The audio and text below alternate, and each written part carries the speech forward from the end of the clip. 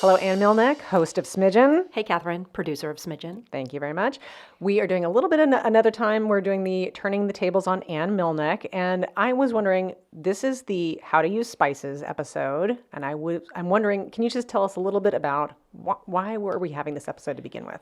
So I've owned the store for 7 years, been teaching cooking classes for 3, and it is a spice shop. When you walk in, it's just walls and, shelves and shelves of jars of spices. And it's the number one question we get. How do I use spices? And we feel like we answer it all the time. We're writing recipes. We're doing newsletters, and you can taste the spices when you come in. And then we teach full cooking classes using spices. I can teach 2 hours of recipes. Everyone eats. Everyone's happy. And someone will walk up to me and say, "But how do you use spices?" And I know we know what the answer is, but we're having trouble finding the right words and really kind of honing in on what a customer means by that.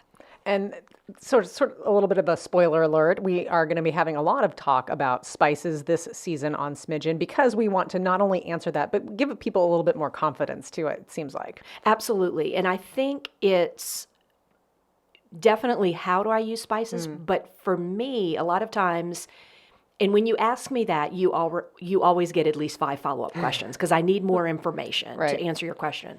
But what we have come to find out is that a lot of it has to do with when do I use spices. Interesting. Oh, yes. Good. Well, and I can just imagine you, maybe after class, somebody still asking how to use spices, you'd be a little bit brokenhearted, like, what, we just did the whole thing. Right. How to use spices. Am I doing it wrong? Yeah. Because again, we feel like with all that content that we offer on our website, through our newsletters, in our social media, that we are speaking to that all the time, but we do recognize that we need to find just the perfect way to articulate that to our customers. So this gives me an idea. Is this really, when somebody asks you, how do I use spices, is this kind of a confidence question? I do think so. So I think a couple things have happened. So the food world is, in my opinion, the food space is super crowded now, and there's a lot of folks producing content that feels maybe unattainable, or that it's coming from you might be doing it wrong perspective. So there's already a little bit of trepidation we find when we talk to cooks in our store. There's already that sense of, if I don't follow this to the letter, am I doing it wrong? The other thing I think that's happening is that our world has honestly gotten smaller with connectivity, websites and social media. And so a lot of these ingredients are, people are writing about them, people are using them, and they are not as common to a lot of our customers. And so they look at these recipes, like maybe a curry that seems really intriguing, but there's this list of 10 plus spices in it, and it is feels a little daunting to a lot of our customers. So I think 2 things are happening there in terms of that trepidation. And we have the motto of Smidgen, the podcast, is if you're cooking at home, you're doing it right. Exactly. So we're totally supportive of that. Exactly. So really, if we're getting to the bottom of the how do I use spices, like you said, there's a little bit of a confidence, there's a little bit of a overwhelm, and I like what you're just saying about the when. Right. So let's kind of get into some of those. And what I've noticed, this is where I really wanted to take you, is that what I've noticed is in the cooking segments that we've been doing, you often have made the comment a couple of different times that your students are often shocked at how much spice is being used. So this is kind of the Goldilocks question, is there could be too little or too much. So what is just right? Does it depend on the spice? Tell us a little bit more about that. It depends on the spice, and it depends on what you're cooking. So we have, and when you come in the shop, we have 1 ounce packets of spice blends that we offer. And spice blends are simply solutions to those recipes that have 10 plus spices. So Gotcha. that curry that has those 10 plus spices, we have a curry powder, a pre-blended curry powder that will will work in that recipe. And so we had so many questions about how much do I use? When do I use it? We sort of made this blanket rule of 1 ounce does 2 to 3 pounds of protein. So when you look at that ounce of taco seasoning, it looks about like 3 tablespoons. Each spice looks a little bit different depending on density, but overall you're looking at 2.5 to 3 tablespoons in that packet.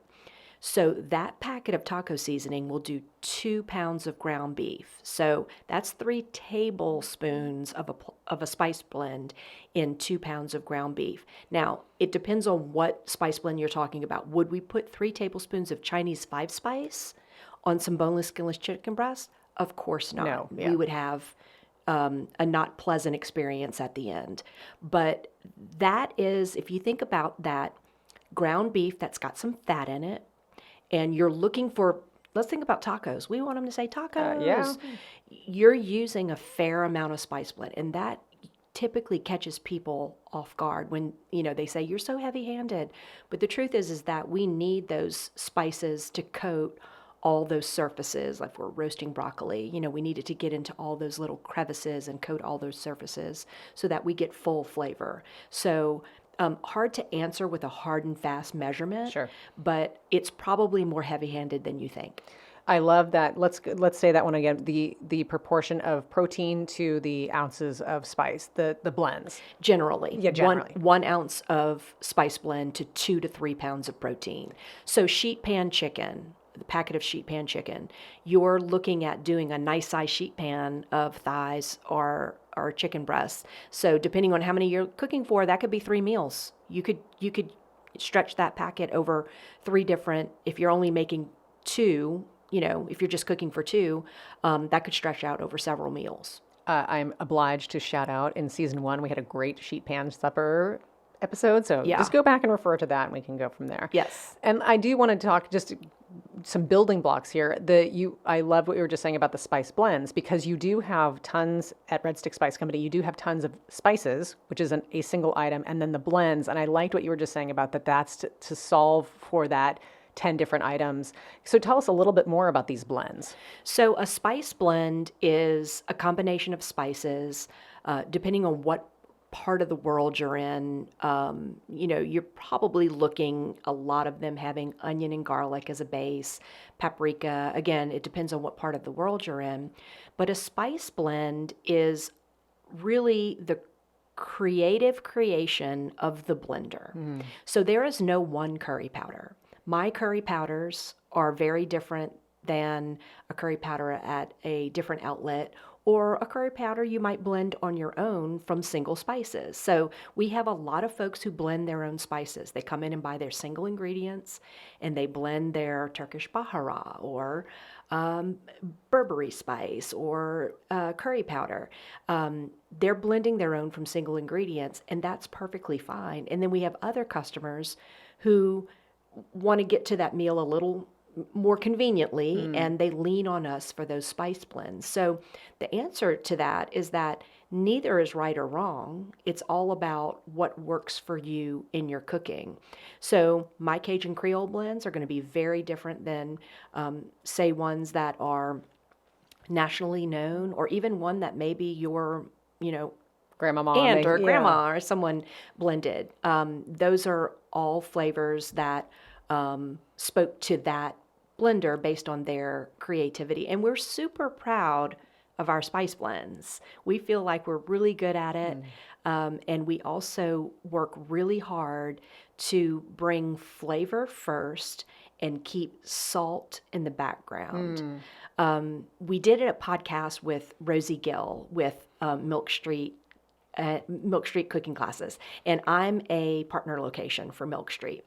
And she said something that I knew because I have a culinary brain, but I never said it quite like this. Salt and pepper need to get a divorce. I loved it when she said that. Salt works at a chemistry level in food to do, we all love the flavor of salt, but salt is actually doing things like tenderizing or balancing other flavors, and pepper is a spice.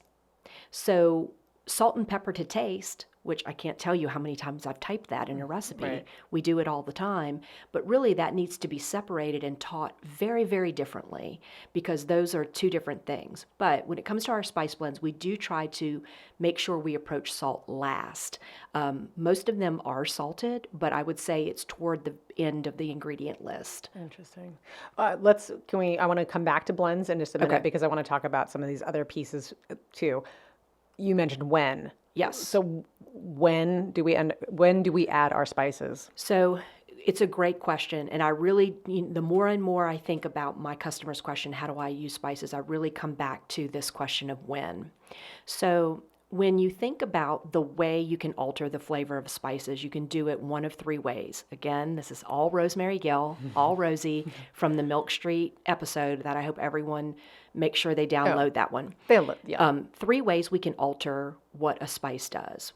First is grinding it. So when you grind the spice, you change the flavor profile because you are increasing surface area. You're also knocking around some of those volatile oils, and so you're changing it a little bit when you grind it.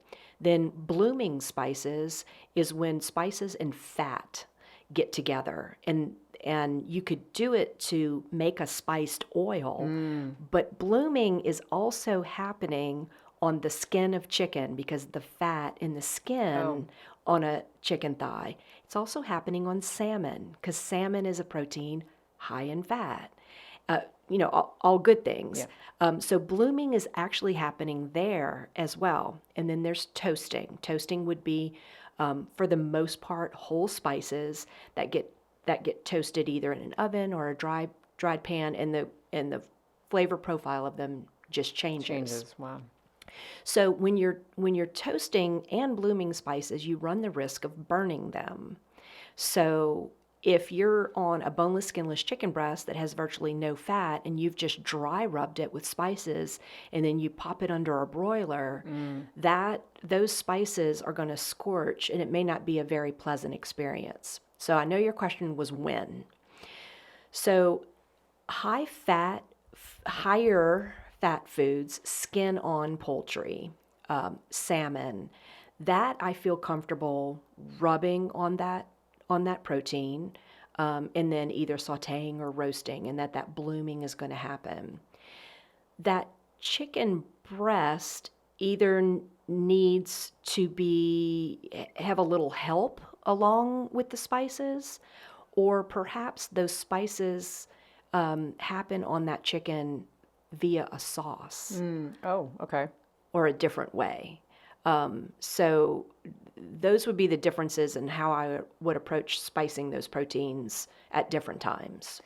I probably should have asked this a little bit earlier. What is the purpose of spices? Is it to bring that flavor of that spice into the dish, or is it to enhance the dish that you're making, or is it a combination of those both? Yes, yes, and yes. Great. Okay.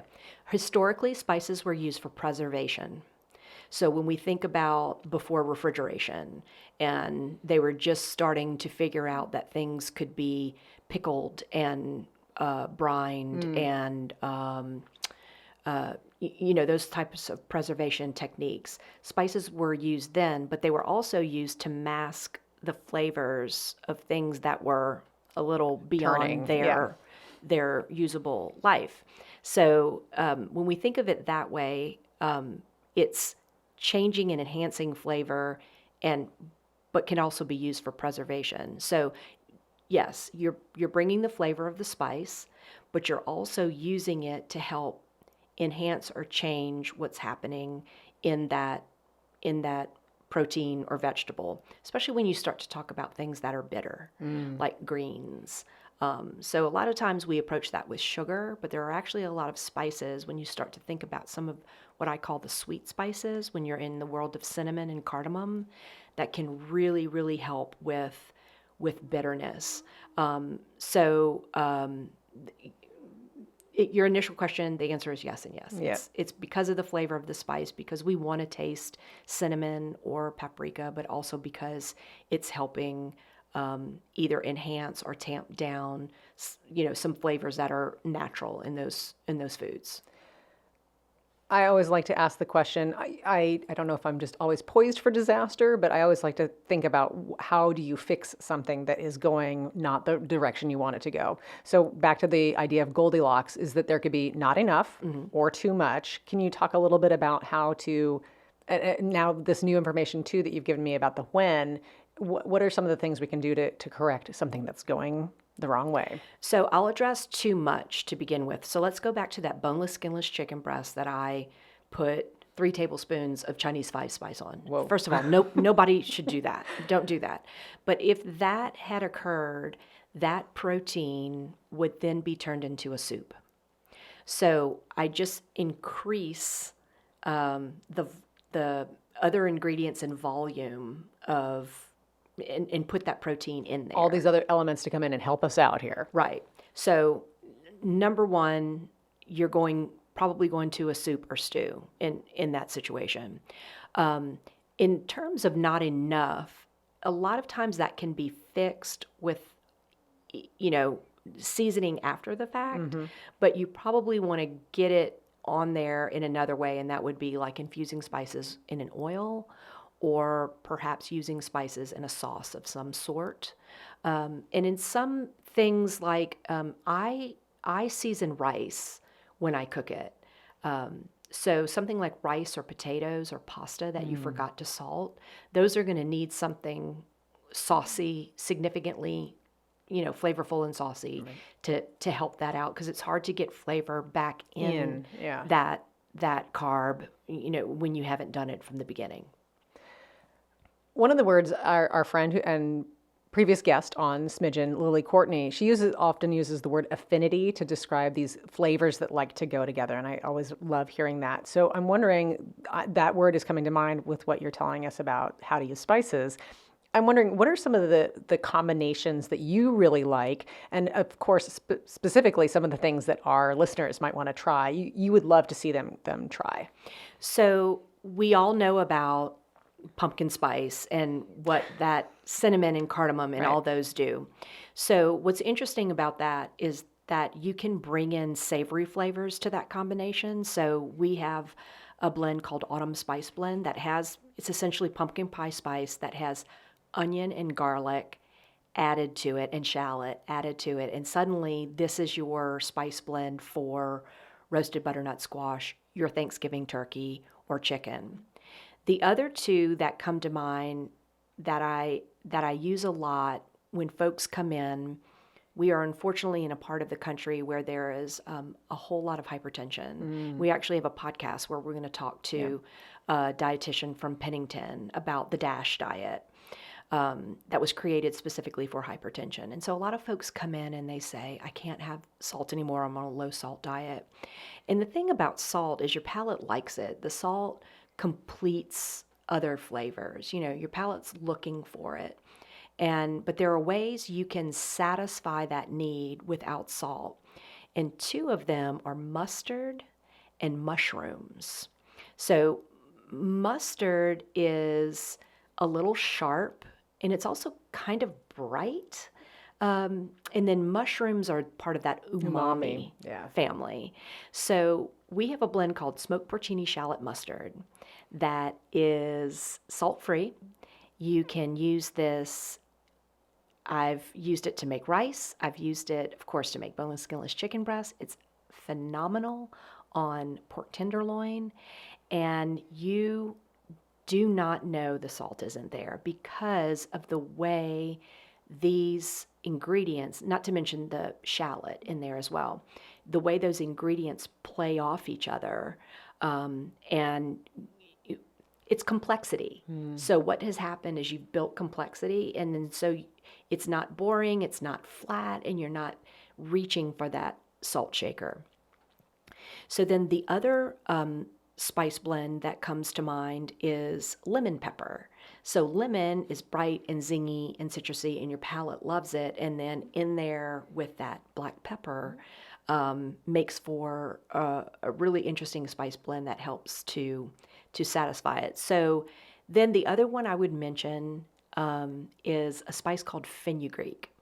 So fenugreek is used in lots of Indian dishes. And so fenugreek comes as a seed or ground, and it smells a lot like butterscotch to me, to the What? point that when I first started playing with it, I was like, I want to make like a butterscotch cookie with this, right? Yeah. And so I asked Google, and Google said, no one's ever done this before. Well, there's a good reason why no one's done it, because it doesn't belong in desserts. Oh. It is a little bitter, and it is definitely a savory spice. So the bitterness of fenugreek plays really, really well with paprika and chilies. So it's what's in a lot of curries, but it's also in Ethiopian chicken rub or Berbere. And it's just this really complex layer of flavor. I don't find myself using it alone at all. It definitely needs some other Support. things brought to the party, but it brings in a pleasant bitterness that is we like it when other things are balanced in there, and it really, really is a beautiful flavor. Wow, Yeah. that's great.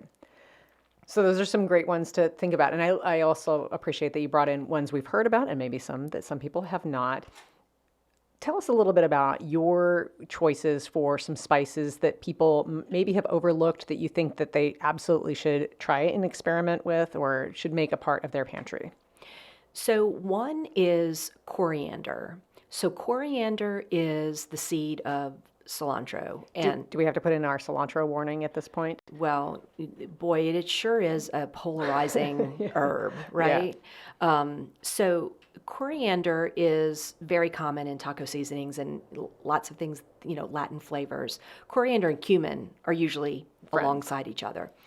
Coriander on its own is brings like a lemony brightness to things, and I just love what it does in we do a pulled chicken dish that has you take guajillo chilies and orange juice and you blitz it all up and make a sauce, and there's 2 full teaspoons of coriander in there. And I was like, what? Like, that's so much. But it adds this nice layer of brightness and almost like a zest to it. And so that's one I think folks they might have it whole in their cabinet because it's present in like a pickling spice or something like that, but ground it does really interesting things to Latin dishes, but I've also used a little bit of it in a chicken soup, and really, really nice. So then the other thing that I make sure I talk to folks about having in their cabinet is, I like for everyone, especially in this part of the country, to have onion and garlic, granulated onion and garlic. But I encourage folks to also have roasted granulated onion and roasted granulated garlic. So those are products that have been slowly roasted. And when you roast those, if we had onion and garlic and we roasted them, they get darker. All those sugars caramelize, they get sweeter. And those granulated products are going to bring lots of depth of flavor to the party. I think I have both in my cabinet, but I do find myself turning to the roasted versions a lot more. You might be a little playing favorites with that one a Yeah, little bit. yeah. I'm going to say a spice and then you tell me some thoughts. Okay. Smoked paprika. Yes. So you can get sweet smoked paprika or hot smoked paprika. It's all about what heat level you want. Smoked paprika is magic. It will do things for dishes, take things that maybe are getting boring. I cannot make this taco soup not one more time, sort of thing. It's going to take things to places that really change up the flavor profile. So a beautiful, beautiful product. And we should take a moment here to just say spiced and spicy are 2 different things. Correct. And that was a big, big lesson I took away when I went to train at Milk Street is I have a lot of folks come in and they make a big, big, broad blanket statement and say, I don't like spicy food. And that they're referring to heat at that point. Correct. But properly spiced food should not be unpleasant or cause your mouth to burn. Or if there is some heat, it is pleasant and it works in the dish. But just to have heat to leave folks with a runny nose and, sweating forehead, those are 2 completely different things. And I know we've gotten some really great response from our listeners and from our audience when you talk about all these things. People want to try something new. So I was wondering if you could give everybody a challenge for maybe trying a spice blend on their own. Like, I loved what you said. It's a creative expression of somebody. So if you could maybe give some tips about somebody trying their own spice blend at To home. blend their own spice Yeah. blend? Okay. That's a great thing because Milk Street, I keep going back to Milk Street here, but You are a partner.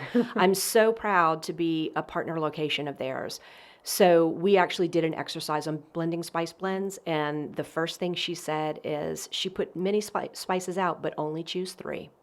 So starting small and forgetting about that recipe that has those 10 spices in it, start with 3 and make sure you're choosing from the different categories that you're in that world of those sweet spices with cinnamon and cardamom and maybe something herby and then maybe something with a little bit of heat. But start with 3 spices. And if I had to blend one right now, I kind of always lean cinnamon, but I would probably do a smoked paprika, some garlic, roasted garlic, and a little bit of Mexican oregano. And that would be something that I could use in a pot of chili or make say chicken breast that I pull to put in tortillas or lettuce wraps. But that would be a really simple way of playing around with just 3 spices to see what you can bring to something that's maybe, getting maybe one of those dishes that's getting a little boring. I think at the end here, now you have another resource. This podcast episode, when people say to you, "How do I use spices?" You've really answered that. Right. All you have to do is download this episode. Download this episode. We are going to be heading off in a few minutes to the kitchen and doing some cooking. Yes. I'm excited for that. Yes.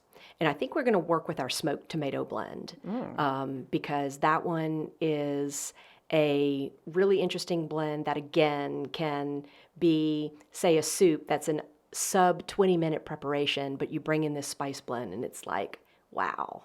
Next level. It's really elevating it. Yeah, Yes. that's great. Well, Ann Milneck, host of Smidgen. Catherine, producer of Smidgen. And owner of Red Stick Spice Company. Thank you so much for telling us how to use spices. This was super fun. Thank you.